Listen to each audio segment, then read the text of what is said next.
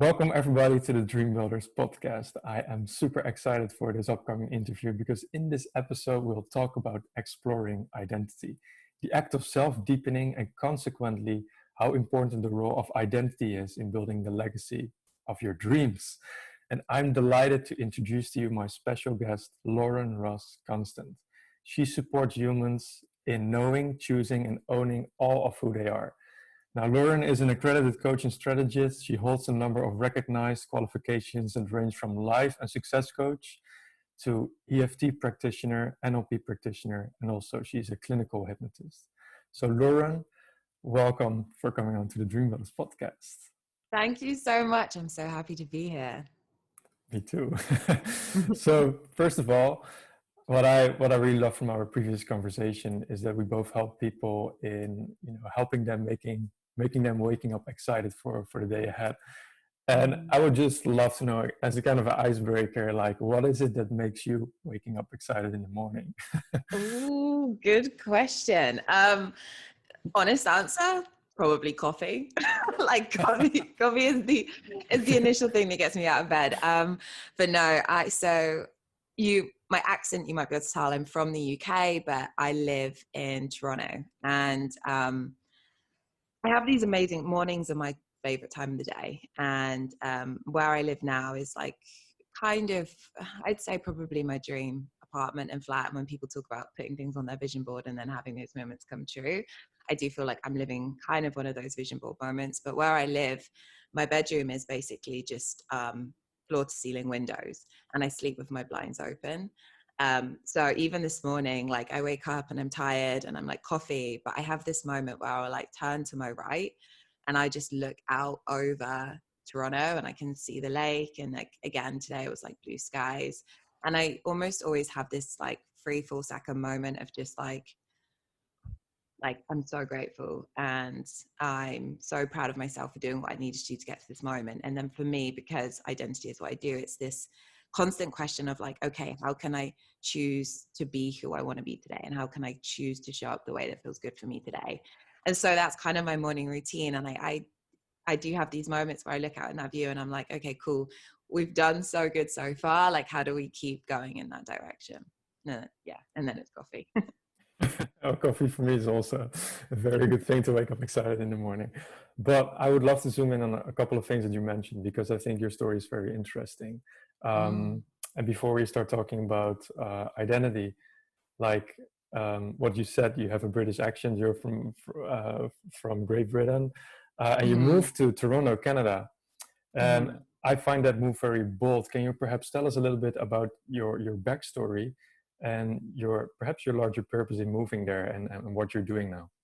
Yeah, of course. Okay, so I moved from the UK. I lived in Bristol in March 2019.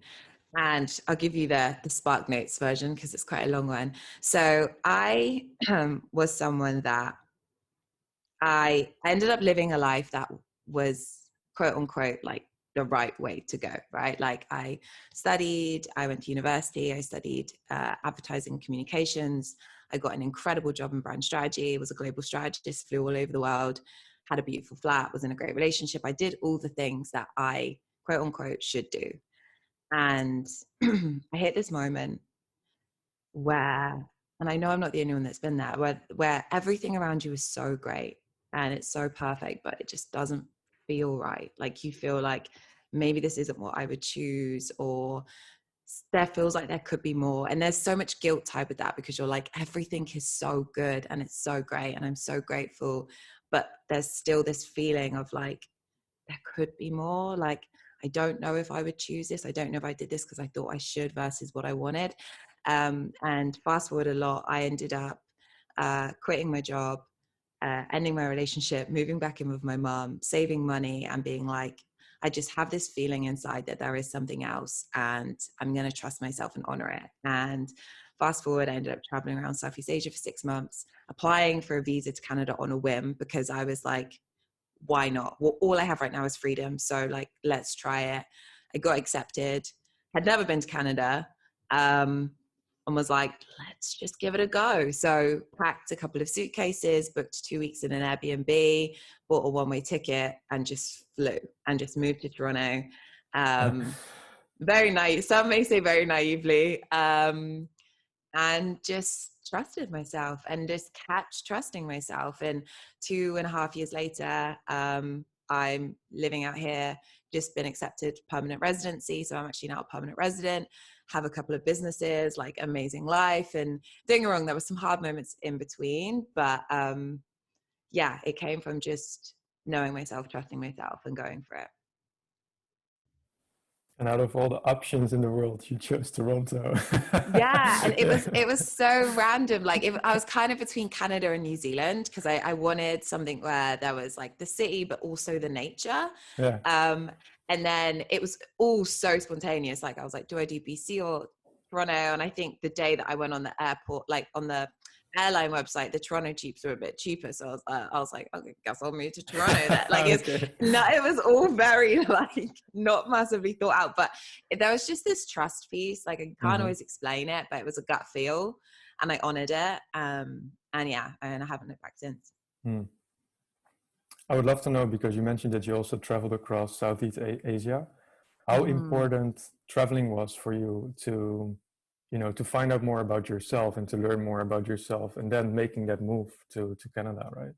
Was there something that you discovered about yourself while traveling? That's such a great question, because honestly, it's something that like I haven't spoken about in podcasts before, but I have quite a strong feeling on. So I think when I approached, and again, I'm speaking from my own experience, I'm not saying what works for other people, but I do think that when I approached traveling, I did think, and I think there is a narrative around this idea of like, go and find yourself on the other side of the world. And I think for a lot of people that works. For me personally, honestly, I feel like, and the work I do with identity is actually kind of reframing. It's less about going and looking for answers outside of yourself. Like the idea of finding yourself on the other side of the world for me didn't work. Actually, I learned the most about myself standing still in my life and choosing how I wanted to show up, and reflecting on, okay, what parts of myself do I feel like I've taken on because other people thought I should be this? What parts of myself do I feel like I've abandoned because other people didn't? When I was traveling, I was like so distracted by all the incredible things around me. I actually didn't really think about myself. I was actually running from myself. I was actually being like, I don't want to actually deal with this. So I'm just going to go and meet all these amazing people, have all these incredible experiences. And to be honest, I came back and I felt so confused. I was like, I don't know who I am.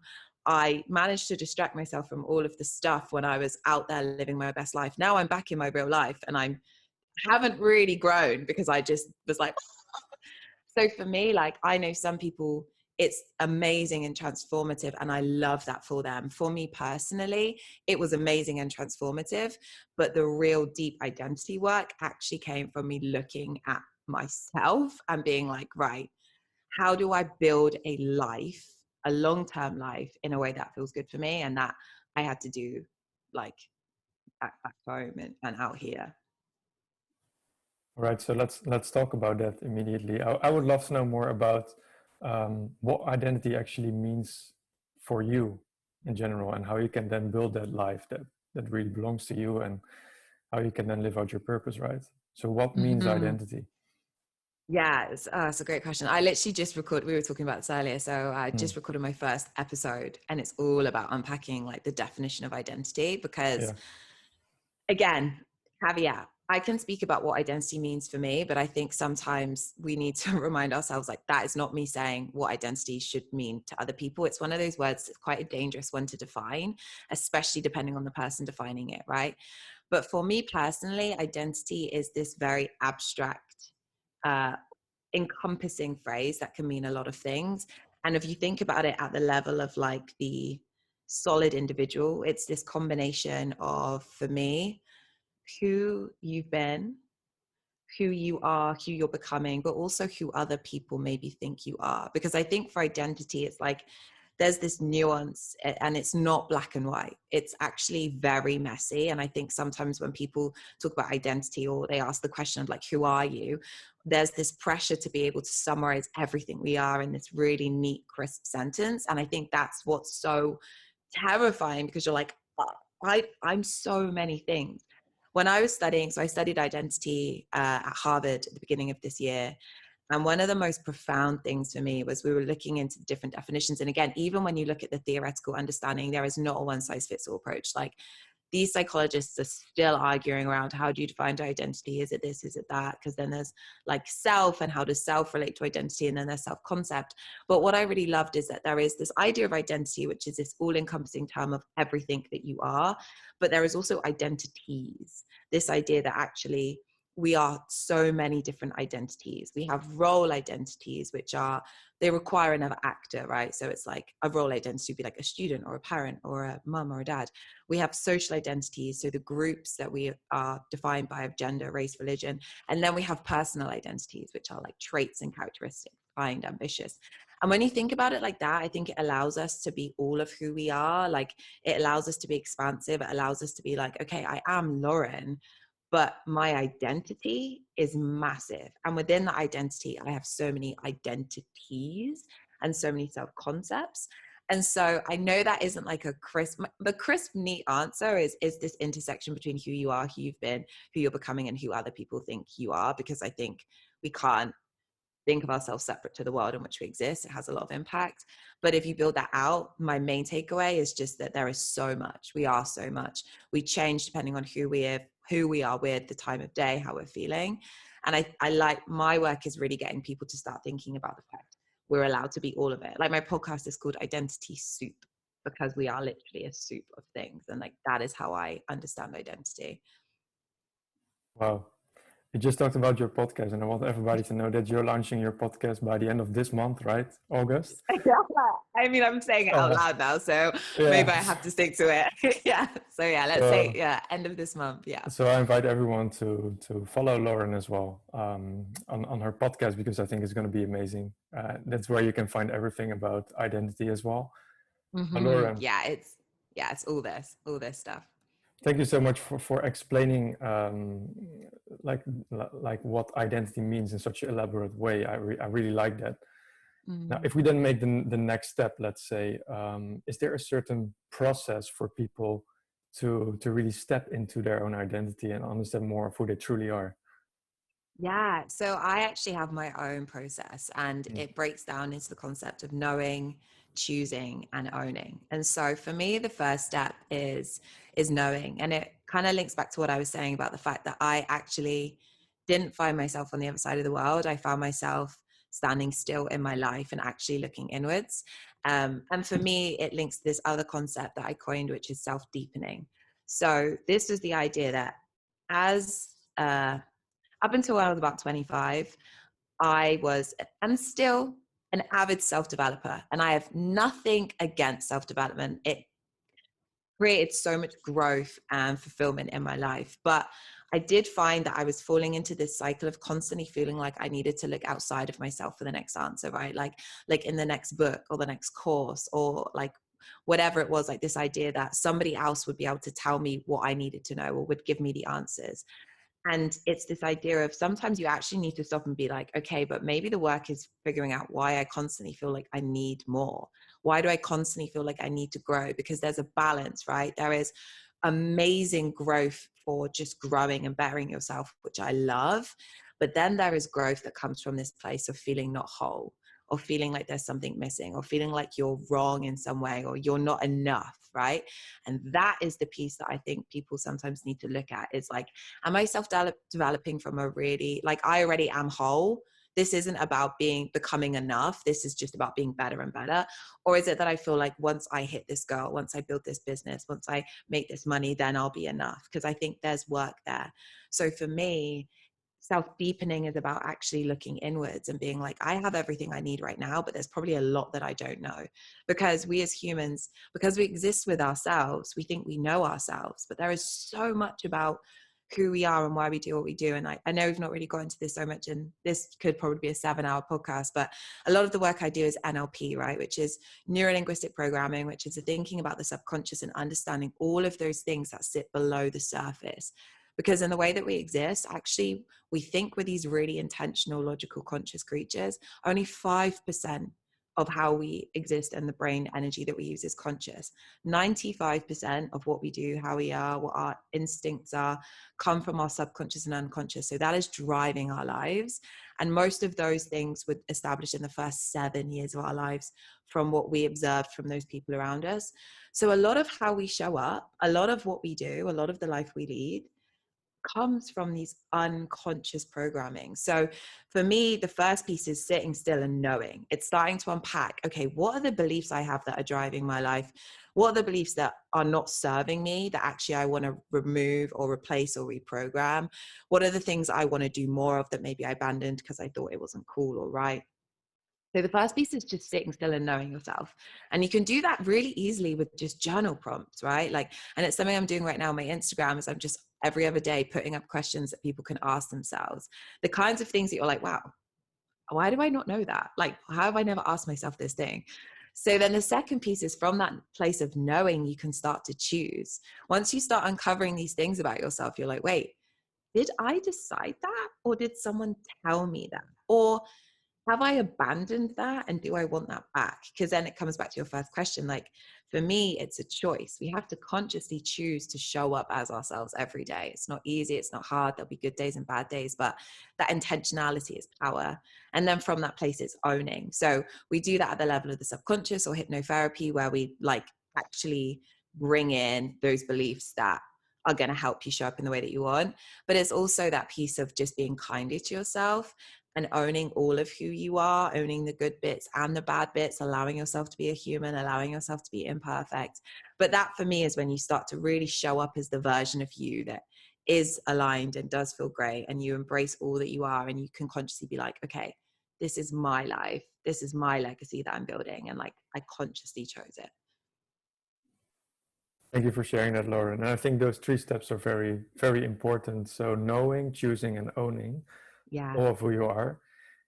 I would love to zoom into the last one. So the owning part, because I think that's the most important one, and also the most crucial one to really step into who you are and then living that out. I think that's the most crucial one, right? Because there's very few resistance and so on.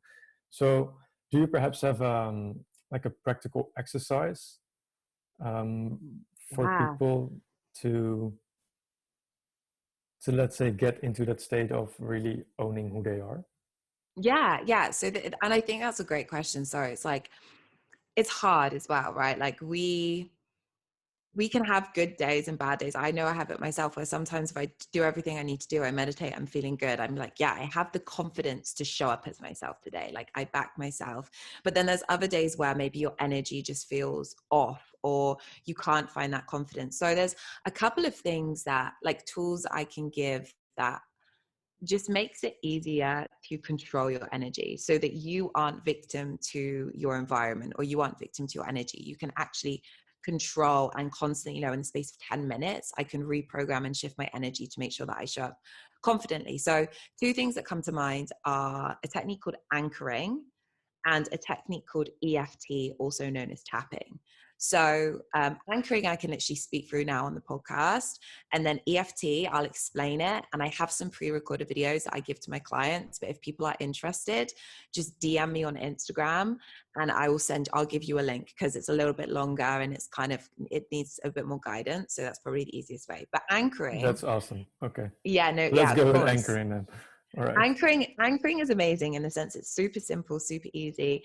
It comes from the idea. So I think it was the Russian scientist Pavlov. So people might know about the idea of the dog experiment with the saliva and the bell, right? Which is the idea that you can anchor in kind of a feeling with a sound or a physical stimulus. So with anchoring, what you would do is, if there was, say, a state or a feeling or an energy that you wish that you just almost had on demand, right? So I think often one I do with clients a lot is confidence, is that ability that if they were doing a presentation or they had a pitch or they were just trying to live their lives and they didn't have confidence, we would create an anchor of confidence, which means whenever they tap it, it creates that surge of energy in their body. So the step would be figure out what the thing is, what the state is, what the feeling is that you want to feel happy, confident, a belief that things will figure and work out the way that they should, whatever the thing is. And then think about a place on we usually say your hand, we usually say a knuckle, that you want to create an anchor. Basically, you want your anchor to be somewhere that you don't usually touch, so that when you touch it, it's very intentional, right? So we often say a knuckle. So then what you would do is make sure that you could like easily put your finger on your knuckle, and you'd close your eyes. And what I'd ask you to do is like, okay, so I want you to think of a time where you felt totally confident.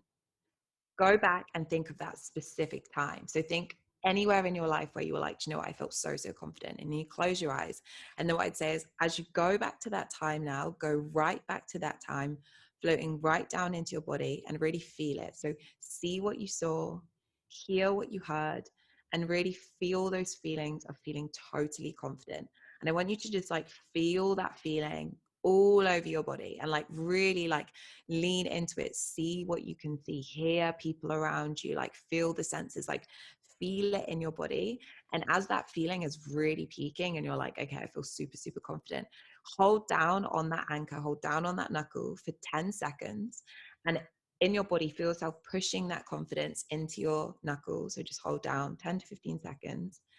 And then you release, right? And then you come back into the room, you break your state change.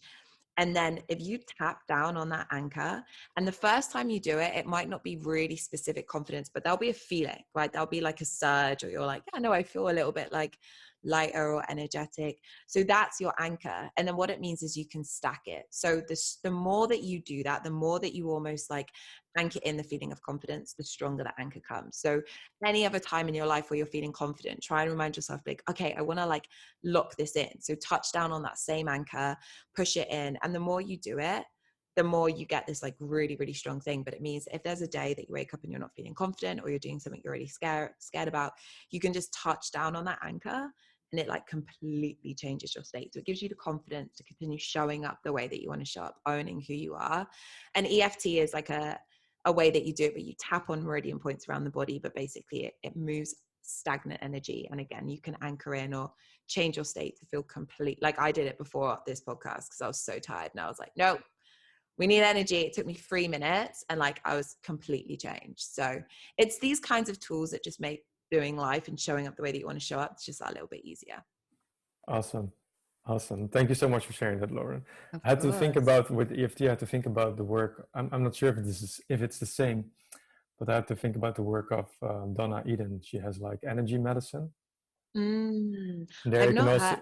there are certain energy points on your body where you can tap on, and immediately you get more energy out of it when you tap on it. I think that's exactly it. Yeah. So yeah. But anybody who's listening to it right now can also go to Donna Eden's work and just check it out. It's really, really interesting. So. It really is. Honestly, everyone I introduce it to is like, how did I not know about this sooner? And yeah, YouTube as well. You can YouTube it. Like there's a lot out there. There's some really, really great resources. All right. I would love to go to one of the last questions, and because in the beginning in the introduction I talked about it already, how important the role is of your identity in building the legacy of your dreams. Now, why is that so important to you in general, and especially the role of identity? I think that's a great question. I think for me, it's this idea of getting to the end of your life and reflecting on the impact you had and the way that you lived, and being able to really feel like I was myself, like I did what felt right for me. And I think the thing is that it's hard.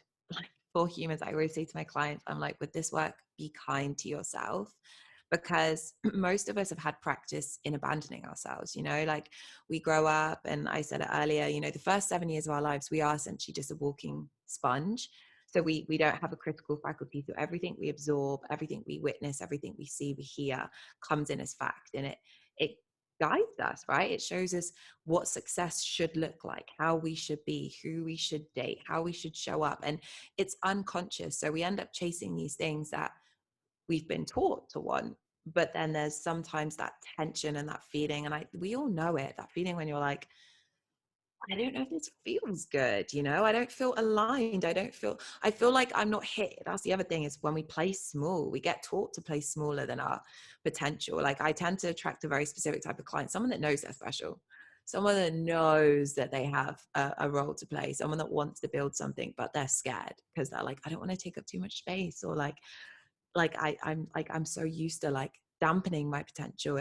And for me, I think with that legacy piece, it's like and it's different for everyone. For some people it is building a business. For some people your legacy is like being an incredible friend, or living a really simple, aligned life, or being in nature, or being a parent. Like there isn't one size fits all, but it's knowing that you chose that. Like it's knowing that whatever I'm doing right now, whatever legacy I'm leaving, comes from who I am. It comes from me tapping into like the unique soup that makes me me, because we're all so different, and like we all need what everyone has to offer. And for me, it's always been sad, the concept of us missing out on that, because we all get taught that we should all be a certain type of way. And actually, I think for me, the beauty is when we have loads of different people living different legacies, inspiring other people to go after their different legacy because it feels right for them. And it's like, yeah, just being able to get to the end of your life knowing like, I chose this, like whatever that looks like, knowing 100% that it was what you wanted, it felt good for you. And you can like look back and be like, yeah, like I made my personal unique impact on the world. Like that was amazing. You feel like super epic, right? Yeah. All right. Is there anything else that you would love to share with the listeners, that you can give as a main takeaway, or like one golden tip for people to really step into their power and live out their purpose? God, oh, there's so much. Okay. I think it's trust yourself and spend more time practicing listening to yourself. And something I do, like one takeaway is I always, if I'm trying to tell what is my gut intuition and what's my overthinking anxious brain, I always put my hand on my heart and I take a breath and I listen. And I think for me, if you can do anything today when thinking about how you show up or decisions, it's just taking a moment to take a breath, put your hand on your heart and be like, is this me? Like, do I choose this, and does this feel good for me? And I think just those small, simple steps every day can just get you closer to living a life and building a legacy that feels truly aligned to who you really are. I love that, Lauren, because it also beats overthinking, and you just go into your feeling and then act. So I think that's a very important one. So I couldn't agree more. Thank you so much. And before you wrap up, please let us know what are the best places that people can find you and your work if they would love to know more about you. Yes. Yeah. No, thank you so much for having me. I've loved this conversation. And I love these conversations. So honestly, if anyone is interested, or I said something that sparked something, or they've got another question, please reach out to me. I'm a human. I love talking to people about this work. So the best place to get me would be Instagram. Just drop me a DM and you can find me at Lauren Aisha RC. So it's spelled LAUREN AISHARC. And that's where you'll find out things about the podcast that I've now said I'm going to be launching at the end of the month. And I also offer some free sessions. I don't usually, but if you've come from this podcast, just DM me and let me know. And I offer free 30-minute, no strings attached self-clarity sessions just for you to have some space if you're interested in more identity work. Awesome. All right, guys, so I will drop the Instagram page of Lauren in the show notes below so that you can follow her. And Lauren, I really want to thank you for this amazing conversation. It has been really wonderful. Obviously, I'm going to follow your work in the future, and I'm looking forward to see you soon in real life. Thank you so much. Thank you so much.